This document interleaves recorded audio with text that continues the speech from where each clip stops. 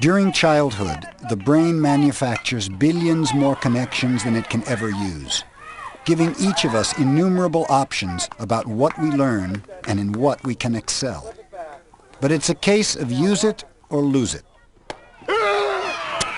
As childhood ends, a dramatic pruning process occurs.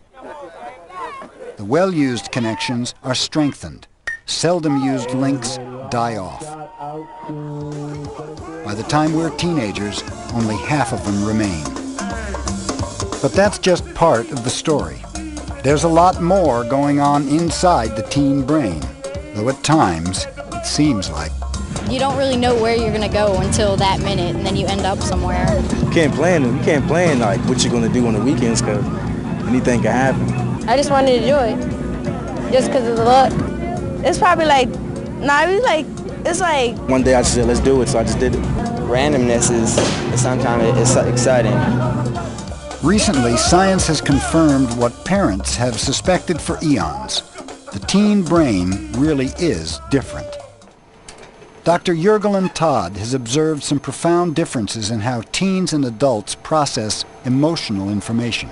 Essentially, when we compared adult brains to teenage brains, what we found was that adults use their frontal cortex to process information, whereas teenagers use an older part of the brain, the amygdala, to process information. The amygdala was one of the early structures to develop as our brains evolved. It's where instinctive reactions, such as anger and fear, reside. It may not be surprising that the teen brain uses it much more than the adult brain does.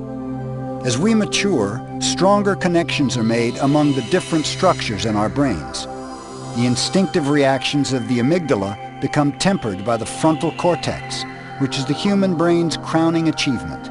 It's where planning, reason, and moral judgment reside. An active frontal cortex is a sign of both emotional maturity and intelligence. So, what would the brain of a genius look like? And what if he was a teenager? We brought child prodigy Michael Carney to Boston, along with his father, for a unique test. No one had looked inside the working brain of a genius before. Would Jürgen Todd see more connections or cortical area? And would his brain function more like an adult or a teenager? He's been called one in a billion. In 1994, Michael was the youngest person ever to graduate from college, at the tender age of 10. It was his third of 4 Guinness World Records. Michael Kevin Kearney, cum laude. I was the youngest person to graduate from high school at 6. Also at 6, I was the youngest person to enter college. At 10, the youngest person to graduate from college, and at 14, I was the youngest person with a master's degree. It's I'm a 32-bit kid in an 8-bit world. I've always had to balance the adult and the child side. I still play video games, read comic books, all that sort of regular kid stuff. It's sort of odd because when I do act normal, when I do act like a regular kid, they say, "Oh, you're so immature." Duh, I'm 15. You know, and then when I act adult, they say, "Oh, you have no social life." Michael is what's known as an omnibus prodigy. He excels at whatever he sets his mind to. His IQ goes beyond anything measurable.